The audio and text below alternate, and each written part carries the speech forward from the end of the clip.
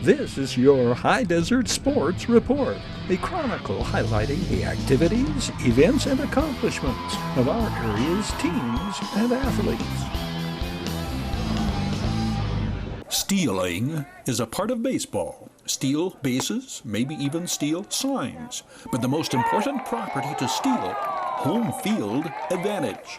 The Victor Valley Jackrabbits bound back into the driver's seat in the Desert Sky League race by stealing home field from Granite Hills, a 9-4 victory, one day after the Cougars performed that exact act of thievery in Victorville.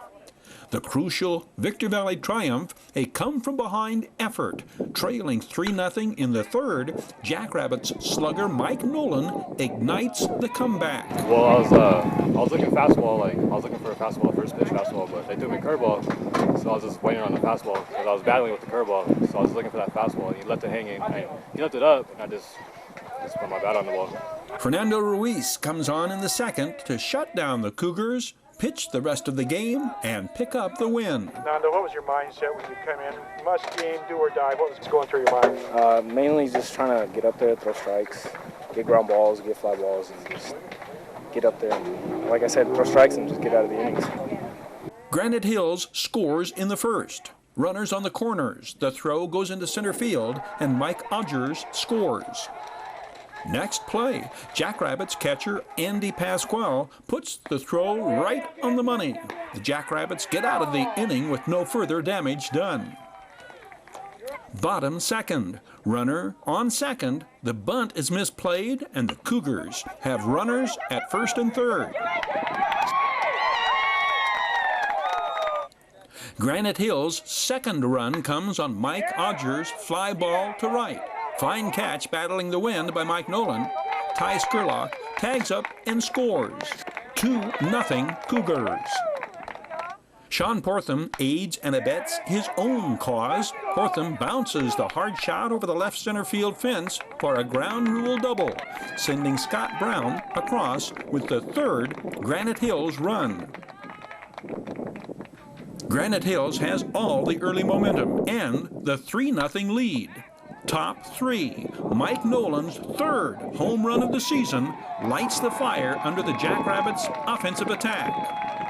Have any idea at the time how important that was? It got the Rabbits going again. Yeah, I started getting our energy up. Like everyone started getting more hype in the dugout, I can tell. So yeah. Reggie Lawson follows Nolan's solo home run with the hard shot to left. The Rabbits load the bases. Freshman Ramon Alcantar laces a frozen rope right back up and over the head of the Cougars pitcher. The drive up the middle drives in Reggie Lawson from third, and the Jackrabbits are within one, 3-2. Bubba Pasquale follows with the base hit through the right side. Seth Escamilla and Reggie Lawson score, and the ball game is tied at 3. The Rabbits score 2 more runs unearned on a throwing error. After 3.5, it is 5-3 Victor Valley. Granite Hills roars back, 2 on, 1 out. Nando Reese gets Miles Sandem to ground into the 4-6-3 double play to end the threat. Sandem had gone 4 for 4 the previous day in the Cougars' 7-0 win. Granite Hills loads the bases in the 5th. The ground ball to short is bobbled. Danny Hawkins scores, and it is a 1-run game, 5-4. Take note how effective Fernando Ruiz has been keeping the ball in the infield with runners in scoring position. Bases full, 1 out. Infield drawn in. Shortstop Reggie Lawson home to Andy Pasquale to first. 6-2-3 double play ends the inning. Mighty fine piece of hitting by Reggie Lawson. 2 strikes. He stays back and takes the off-speed delivery the other way. Mike Nolan to third. Third hit on the day for the 6'4", 205-pound junior. Lawson enters the day hitting .424. Very big play ensues. Lawson has taken second. Danny Hawkins has come on in relief. Javier Prieto is up. Prieto leading all Rabbits hitters with a .474 average. The high fly ball to right, maybe never seen off the bat. Mike Nolan scores from third. Reggie Lawson scores from second. Prieto ends up at third. The freshman, Ramon Alcantar, adds another on the sharp single to left, scoring Prieto. 8-4.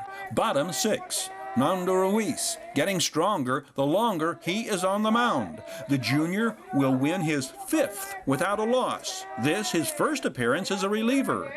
2 of Ruiz's 3 Ks on the day in the 6th. Ruiz will retire 6 of the last 7 hitters he faces to close out the victory.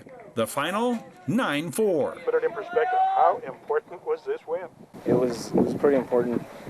We just had to keep fighting out there. We just got to get the win. It was very important because this is our league title in the hands right here, and it's my senior year too. We're trying to get that title again, so it's very important for us to win this game. Victor Valley is 6-2 in the Desert Sky League with 4 to play. Adelanto and Silverado, the opponents. Granite Hills falls to 7-3 with 2 remaining, both against Barstow. Barstow's elusive quarterback, Dwayne Williams, scrambles for 2 touchdowns and completes a pair of 2-point conversion passes to lead Victor Valley Senior All-Stars to a 34-0 rout of the Antelope Valley Senior All-Stars in the High Desert Classic All-Stars game. The diminutive Aztec signal caller, who was Desert Sky League Player of the Year, dashed and darted his way through Antelope Valley defenders in spectacular manner. He describes this third-quarter touchdown that broke the game open. Describe what happened. They called a QB counter, and I just hit the hole, and I seen the cutback because they were pursuing it. So I just hit the hole and got going, used my speed. Dwayne Williams follows that 34-yard touchdown, hitting former Silverado Hawk Sire Foster with the 2-point conversion, and the Victor Valley seniors have taken a 22-0 third-quarter lead. The seniors from Mojave River League and Desert Sky League teams thoroughly dominate their counterparts from schools in the Antelope Valley. Apple Valley scatback Tara Lively scores the game's first touchdown following a gargantuan offensive line that includes NCAA Division I bound Joseph James of Oak Hills, Jonah Lupepatella of Apple Valley, and Granite Hills Abu Fofana. Dallas Kincherlow out of Silverado scores his team's second touchdown 25 seconds before halftime. Dallas Kincherlow's first of 2 touchdowns on the day.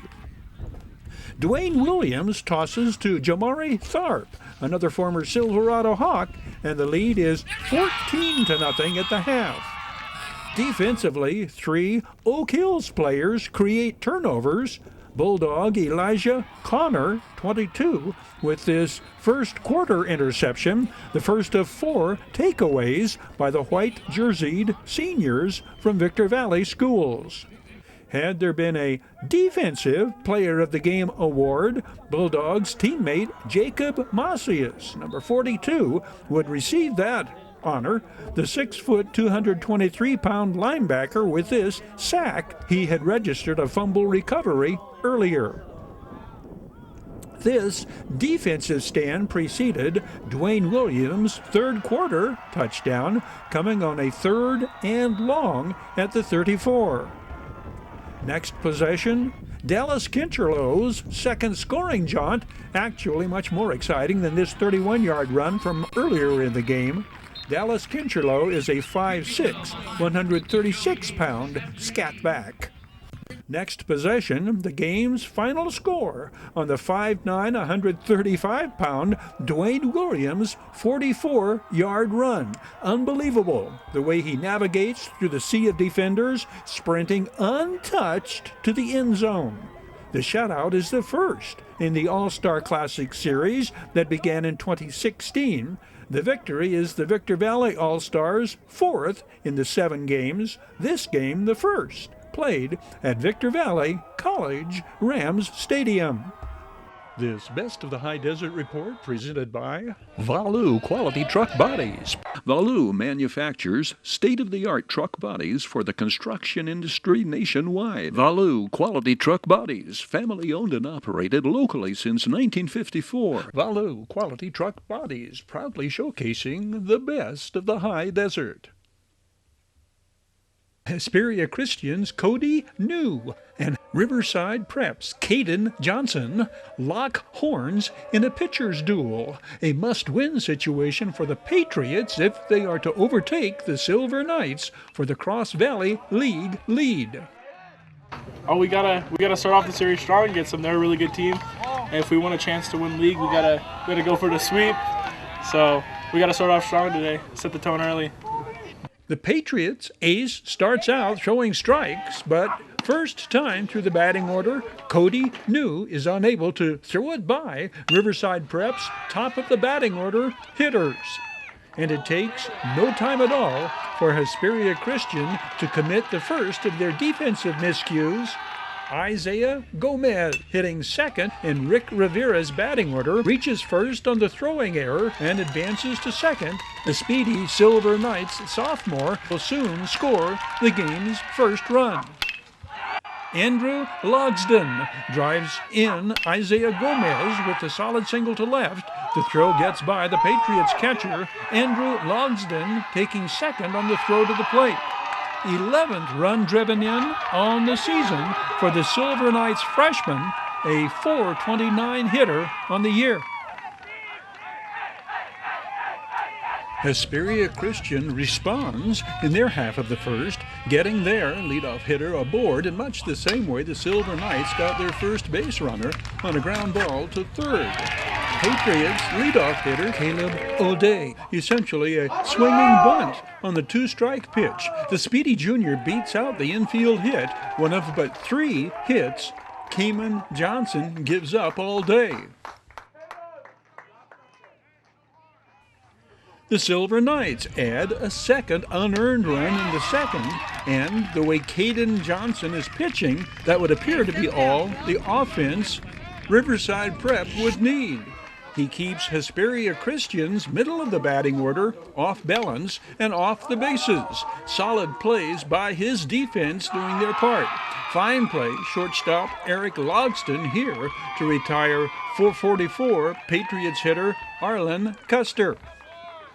The Silver Knights threaten to add to their lead in the 5th. Eric Logston had singled, stole second, and then swipes third. Cayman Pluma reaches base the painful way. The Silver Knights sophomore will promptly steal second to put 2 runners in scoring position. Cayman Pluma is one of 4 Riverside Prep hitters hitting .400 or better. Eric Logston leads the team with a .522 batting average. Cayman Johnson is hitting .434 and Andrew Logsden .430. Cody New works out of this threat, and it remains 2-0. We go to the bottom of the 6th. Patriots still down 2. Bottom half of Coach Rick Parrish's batting order coming up. 1, 2, 3. Logan Day leads off, beating out the ground ball to short, only the Patriots' second base hit of the game. The lanky senior is a .400 hitter. Junior Aiden Ortega, a .444 hitter, draws a walk, sending Logan Day to second, putting the tying run on first, and prompting a meeting of the Silver Knights' minds at the mound. Pinch runner Jonathan Crummy has been positioned at second. After a walk to Jared Bragg loads the bases, Caden Johnson buckles down and gets the 7 and 8 hitters for outs 1 and 2, but Caden Johnson suffers from non-support from his defense on the next 2 plays. Number 9 hitter Aiden Ortega reaches base on the bobbled ball to short. Bases are loaded for leadoff hitter Caleb O'Day. Working the count to his favor, Caleb O'Day goes after the 2-1 pitch, bouncing the ground ball to third. The throw pulls the first baseman off the base, and the ball flies loose on the attempted tag. Aiden Ortega follows Jonathan Crummy across, and Jared Bragg scores all the way from first.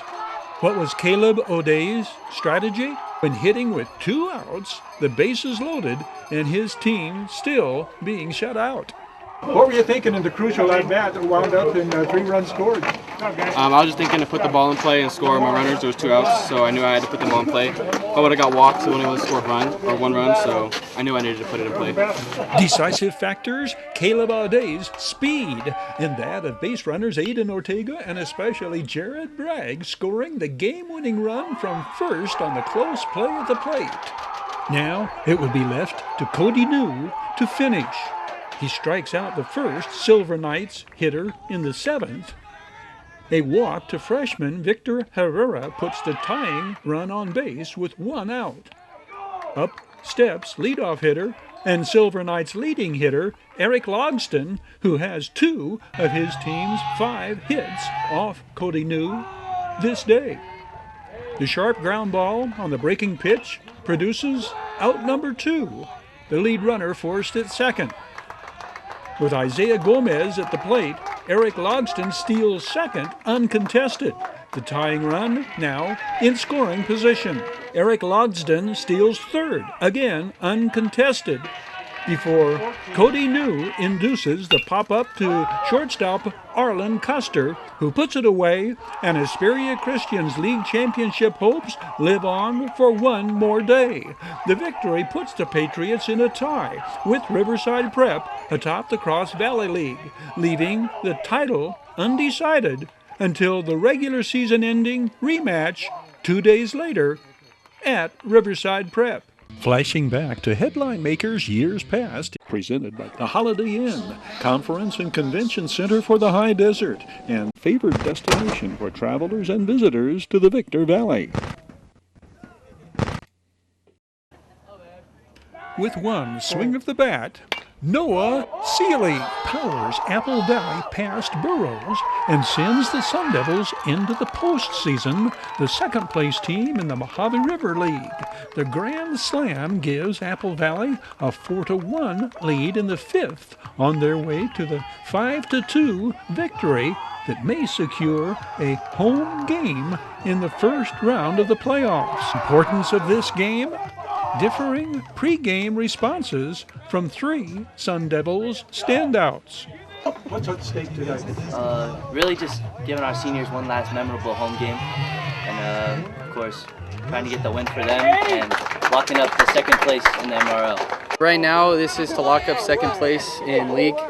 We're already solidified for the playoffs, so this is just to secure that 2nd place spot. Honestly, we're just trying to win as a team today, as we've been for the past couple games. We had a rough start, but the importance of this game is to really just play as a team and get the win together as a team. The final regular season game for both teams is a pitcher's duel for 4.5 innings between a pair of the league's top senior pitchers. Burroughs ace Dylan Hayward, who leads the league in strikeouts, and Apple Valley's Josiah Zamora. The Sun Devils starter winds up out-pitching his counterpart, holding Burroughs to 1 run over 6 innings of work, striking out 9 in the process. His 9th strikeout this day gives him 50 for the season in 39 innings of work. At one point, Josiah Zamora strikes out 4 batters in a row. He strikes out the side in the 4th inning. Left-handed hitters caught looking regularly. His catcher on Josiah Zamora's pitches. He's got his, all his pitches are moving really good right now. Once he finds his fastball to not move so much, I think we'll be really fine-tuned at the end.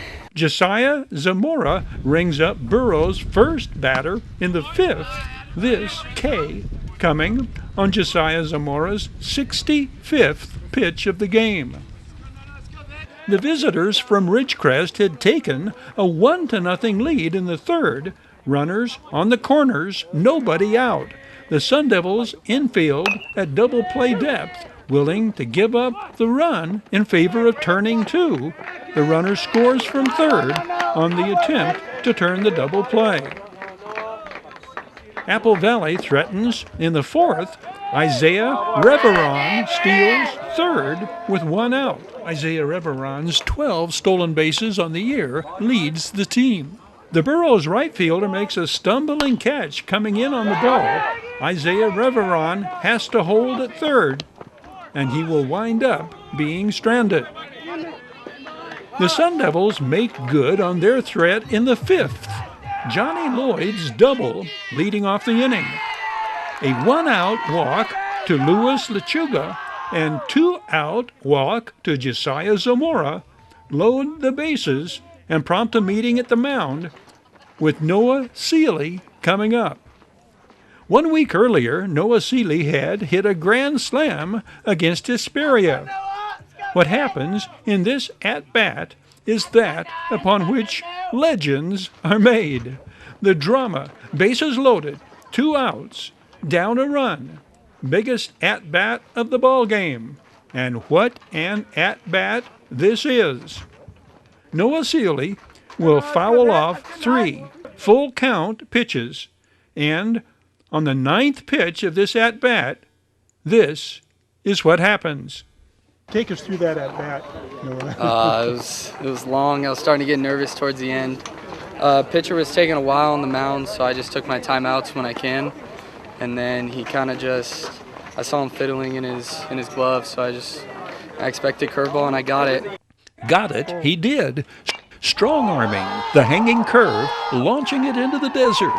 Johnny Lloyd, Luis Lechuga, and the excitable Josiah Zamora score ahead of Noah Seeley, whose momentous blast has come off the pitcher who entered this game with the lowest earned run average and most strikeouts in the Mojave River League. The Sun Devils tack on an unearned run in the 6th, sophomore Bo Lloyd scoring the insurance run.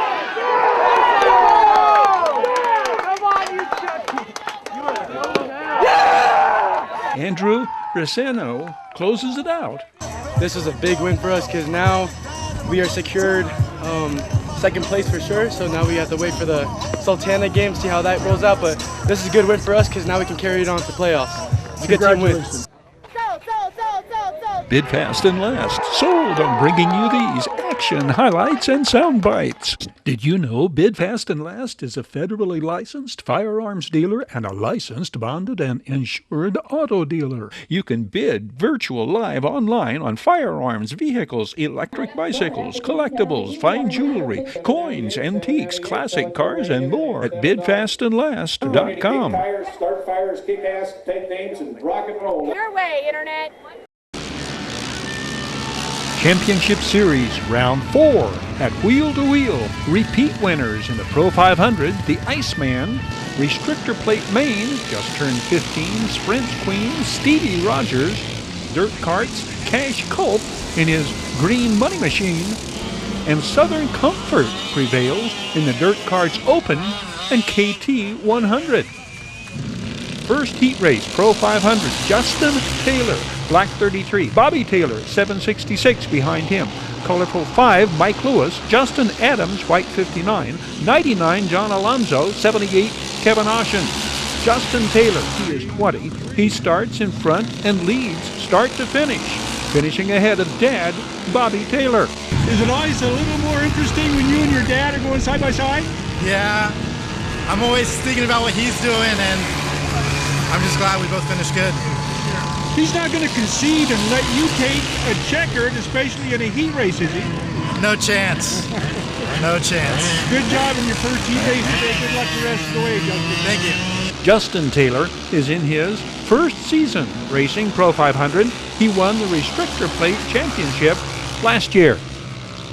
Will Brown, Blue 84, overtakes Chad Agri in the first lap of this Pro 500 heat race. White 3 is Jacob Rogers. 7, the Iceman, John Aiden. 54, welcome back, Nate Robinson. Will Brown is the youngest of Pro 500 racers. He won't turn 16 until August. He's from Glendora. He begins this day in 4th place in season points, 11 behind first place John Aiden. Will Brown will finish 2nd in this night's Pro 500 main. Will, give me a little background. How long have you been racing? I've been racing, this is my second full year. My first year, I raced dirt carts around here. I got the championship in that. I'm Actually, well, this is my 3rd year. Second year, I attacked the restrictor class. I got Rookie of the Year in that, and now I'm in the 500s. What's the big difference? The competition level or? Oh yeah, competition level. Everyone knows where their car is in the 500s. It's a lot different. It's no, I wouldn't say it's necessarily cleaner races, but it's more tight. Good luck tonight. Thanks for these comments. The restrictor plate class is one of the most intensely competitive. Stevie Rogers, in her dark 3A, she is trying for back-to-back main event victories. White 85 is 64-year-old rookie Steve Adams from Hesperia. Blue 27, Colin Aiden, Apple Valley. White 29, green trim, Ricky Simpson, 11-year-old from Apple Valley. White 58, Marilyn Tippett, she turns 16 later this month. Ricky Simpson begins the day 5 points behind Stevie Rogers in championship points. He stays low and moves in front out of the gate. Colin Aiden spins in turn 1, tying up Stevie Rogers and Steve Adams. The restart, the original staging. Colin Aiden takes the lead out of turn 1 and stays in front in the straightaway. But watch Stevie Rogers make her move. She cuts into Colin Adams' lead on the straightaway and then takes the lead in the backstretch before Steve Adams and Ricky Simpson get tangled up, prompting another restart. That only postpones Stevie Rogers' sprint to the checkered.